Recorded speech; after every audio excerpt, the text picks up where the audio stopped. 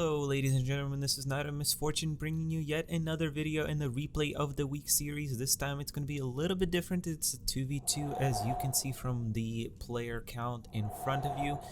This replay was submitted by one of these players to me for this replay of the week. So I wanted to remind you all that it is not all going to be about the league that I'm holding, so you can submit your matches via my Discord server. Links down in the description below. You can join the Discord Supreme Commander 2 channel there and submit your replays there for my consideration. And I will see if I can cast those. Of course, I don't have very many matches to cast, so right now is the time if you want to get your match cast. Meanwhile, we're going to get back to this match. Of course, this is a 2v2 on Waystation Zeta, and we have a very exciting UEF versus UEF mirror match here. It doesn't get as more balanced as it can get, so let's go ahead and jump into the game. I am paused at 5 seconds as always. Let's go ahead and pause in 3, 2, 1, play. Let's go ahead and introduce our players. So on the left hand side we have our red UEF commander with the name of Ares, spawning in and building 2 air factories as is expected because he is playing that air spot here. So he's going to be looking to cover his opponent, as his opponent will most likely be doing land, which he is. In this case, we have the blue UEF commander spawning in as his teammate Unknowndesire 7, building 1 land factory for the time being. Of course, we know Unknowndesire from the league very well, a great player, and of course Ares is also not a bad player himself. Both players are of course part of the clan, and let's see who their opponents are. On the right hand side, we have our green UEF player spawning in the land spot, already building 2 land factories and a research station. We have Fartuna, who we also know from the league, and it looks like fairly standard so far. A little bit more eco-intensive from our green player here, but so far so good, nothing out of the ordinary. And we have his opponent, the purple UEF commander, Goat aka Squirrel, starting with 1 air factory so far. That might be a little bit of an issue for him, since he will most likely fall behind in air a little bit, but he does manage to catch the scouts, so that will be a good pickup for our, I guess, mixed team. I don't know what to call these because obviously the left hand side is the team, but the right one, I believe Goat is also Russian, so I can call him the Russian team, I suppose. Fartuna doing a good job expanding forward here. Unfortunately, there is a mobile missile launcher coming in here from Unknown, which will most likely pick that off. As I mentioned before in my replays, this wall is quite a hindrance to that MML, but if you position it correctly, of course, it's very, very deadly. So this mass extractor might go down. However, there is an ACU here that's repairing it, is doing a good enough job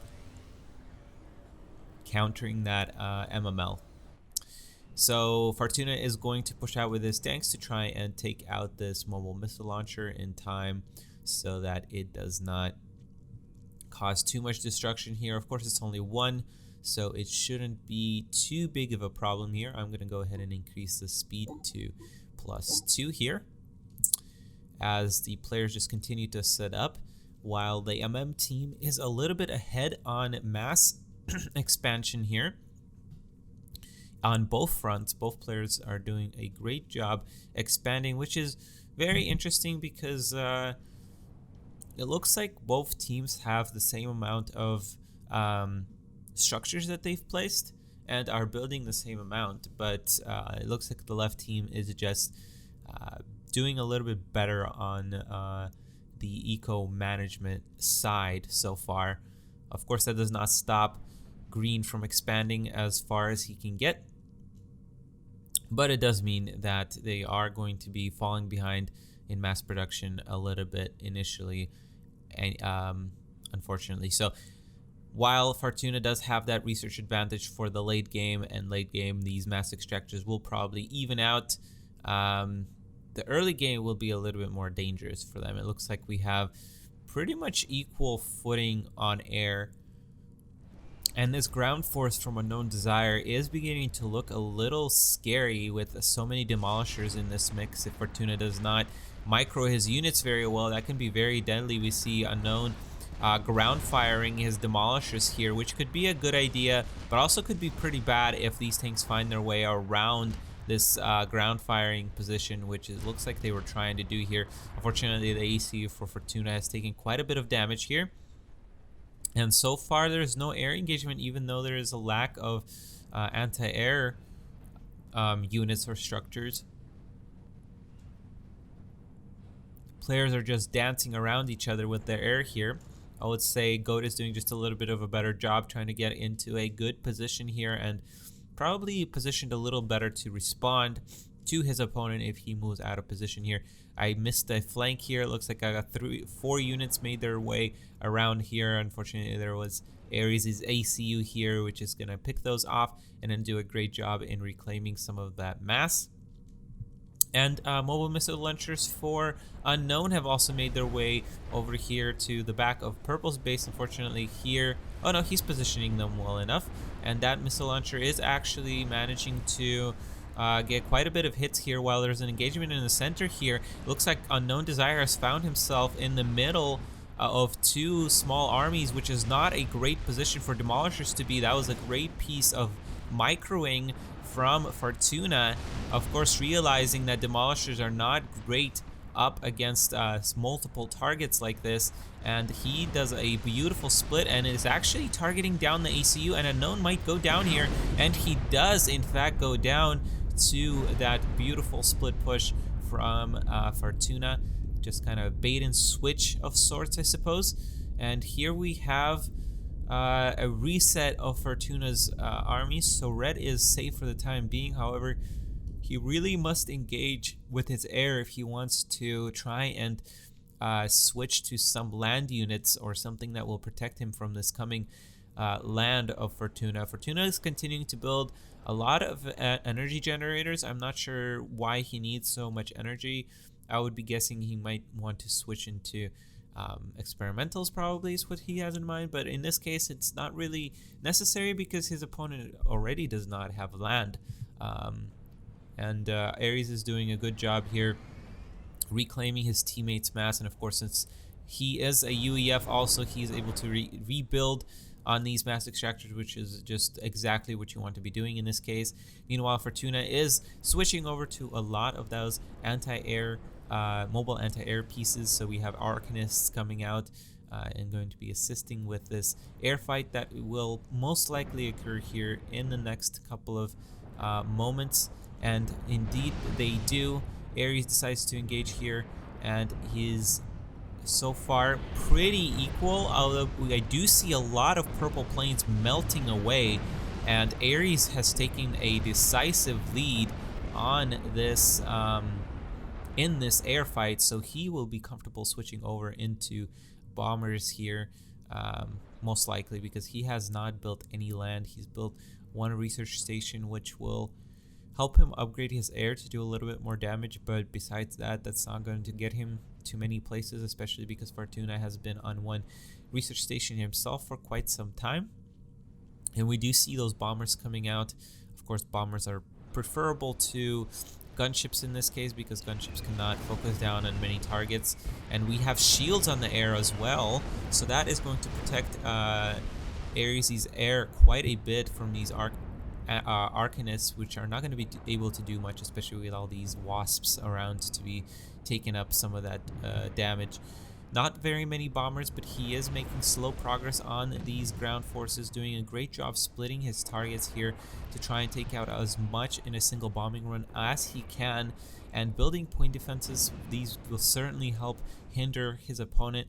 One thing that Fartuna could have benefited here was from mobile missile launchers, which it looks like he is building, but they are not making their way forward to their opponent's base. So at this point, really Fartuna must retreat here, or just push and try and do as much damage, but pushing into point defenses is not going to do a whole lot, especially with this shield. Beautiful play from Ares here, getting that shield just in time, covering that point defense. And this land force is effectively going to get shut down. There's a lot of anti-air here. It's really quite unnecessary to have this much anti-air. Really, you could just push with this engineer, build an anti-air tower, and then your opponent, if he continues to build air, we know that Ares has to go bombers to counter this at this point. So it's really a good air fight, and it's more equal at this point. However, Ares is doing just a beautiful job doing exactly what he can do to try and stop this. There's a lot of anti-air here, and honestly, at this point, if Ares switched over into land, that would be a pretty good idea, because there's just not that many ground firing units here. There's 1, 2, 3, 3 tanks here. The rest are Arcanists. So that is not going to do much, and this mobile missile launcher is going to do a lot of work.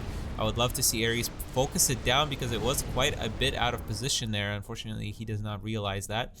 And more mobile missile launchers are making their way. And look at that, there's only 3 tanks here, 3 tanks here.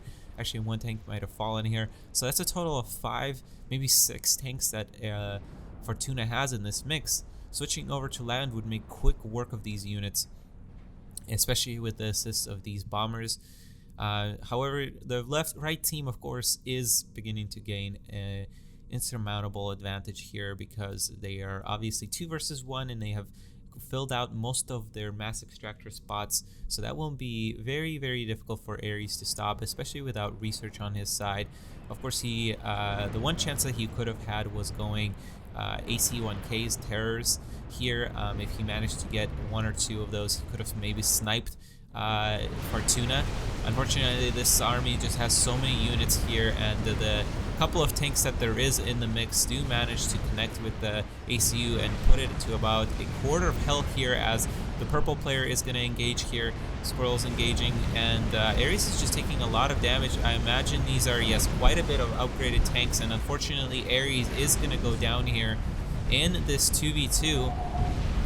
And interesting match, and I think he did everything that he could have done to try and come back from this big disadvantage of, obviously 2v1, and Fartuna was actually starting to build a lot of or build a base in their opponent's base, which just signals how big of an advantage they had. Unfortunately, the game was decided minutes earlier when Unknowndesire went down to the beautiful split push from Fartuna.